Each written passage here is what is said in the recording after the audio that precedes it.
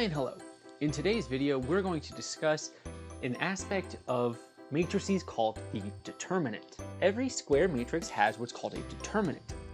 To find the determinant, you find the difference of the product of the diagonals. In a 2 by 2 matrix, the determinant is A times D minus B times C.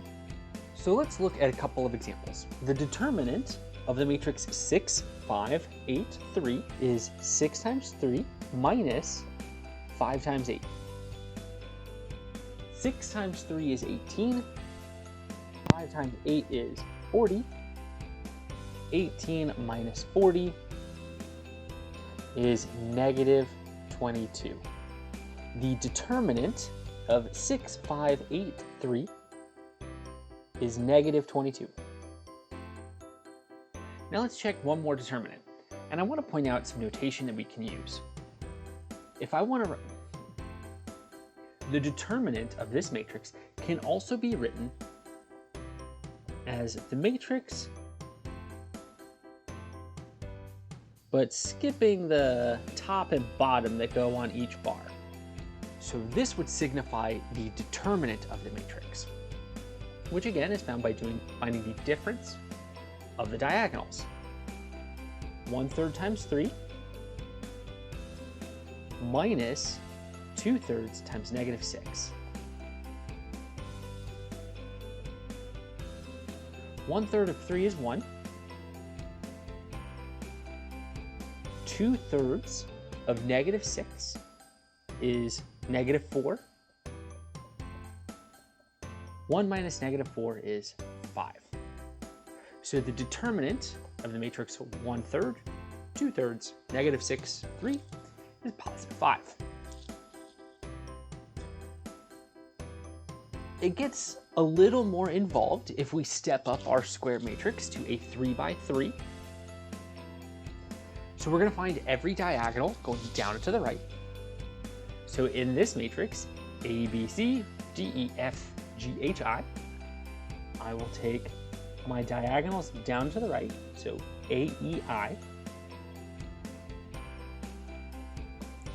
Then, as our diagonal runs out of room, we're going to carry it forward. So D, H, C.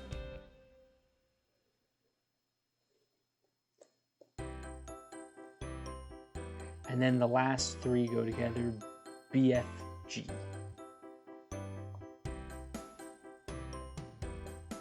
So those are all the positive, and we'll repeat the process going down and to the left, but those will be negative. So we have minus CEG, minus BDI,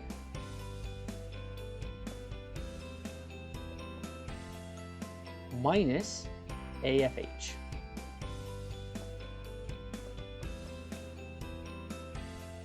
So the determinant of a 3 by 3 matrix is found using the same concept, using the same ideas. It just gets a little more involved with our addition and subtraction. So let's find the determinant of this matrix, which again, using our same kind of notation, we can rewrite the matrix, but instead of using our normal brackets for the matrix, just use vertical bars.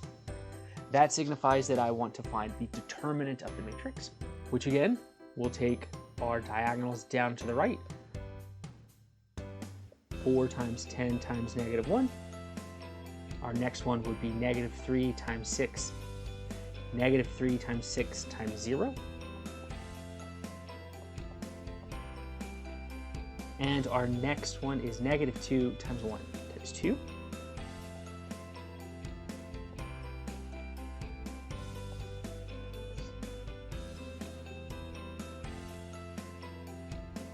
And then we will find all our matrices going down into the, left and subtract those. So minus 0 times 10 times 2. 2 times negative 3 times negative 1. Sorry, negative 2 times negative 3 times negative 1. and 4 times 1 times 6.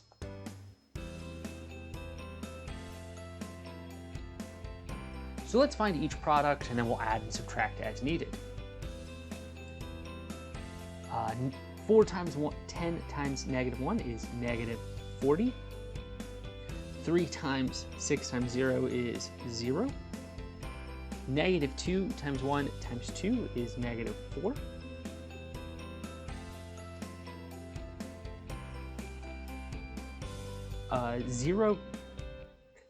Zero times 10 times 2 is 0. Negative 2 times negative 3 times negative 1 is negative 6, so we've got minus negative 6. And 4 times 1 times 6 is 24. All right, negative 40 plus 0 is negative 40. Negative 40 minus 4 is negative 44. Minus 0 is still negative 44. Plus 6, right, minus a negative is plus, is negative 38. Negative 38 minus 24 is negative 62. The determinant of the matrix 4, negative 2, 0, negative 3, 10, 1, 2, 6, negative 1 is negative 62. Now there's a couple of different places that the determinant of a square matrix is useful. One such application is solving linear systems of equations through what we call Cramer's rule.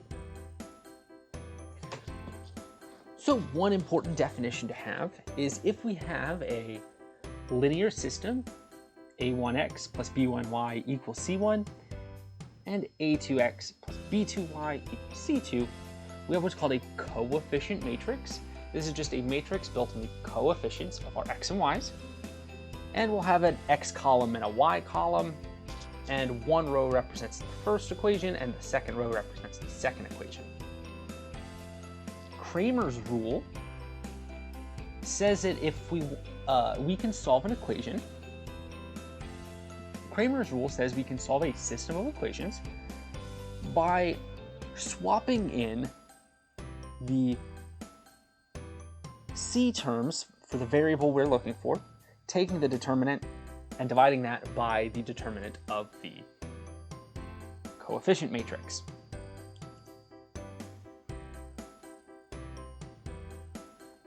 So let's do a couple of things.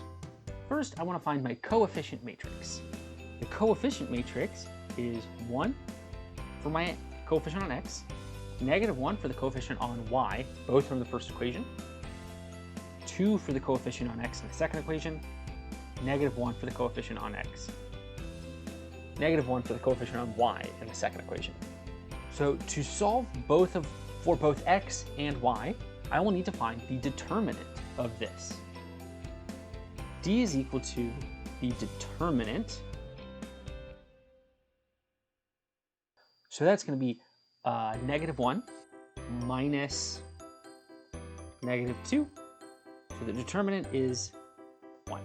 Plugging in our rule, it says that x is equal to the determinant of, swap in our c terms for the x's in our coefficient matrix, which was just these two numbers, and then divide by d, which is the determinant of our coefficient matrix, 1.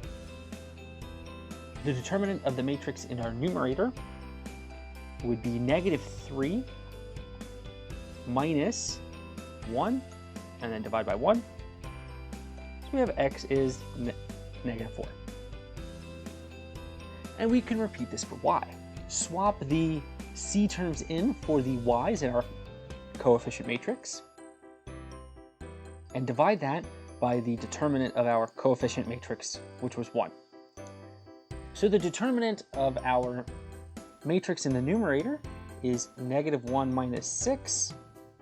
Divide that by 1, which is negative 7.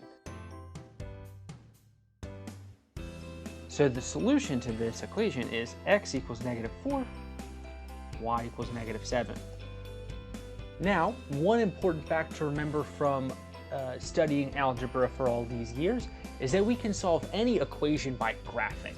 We can solve any system of equations by graphing. We just need to graph both equations and find where they intersect. And this is a good way to check our work to make sure we did all our solving done correctly. So here I've got both equations, x minus y equals 3 and 2x minus 1 and 2x minus y equals -1. So we'll graph each line and find the point where they intersect. This point, -4, 7, is our solution. X equals -4, y equals -7, which is exactly what we found when we solved this using Cramer's rule. Thank you for watching.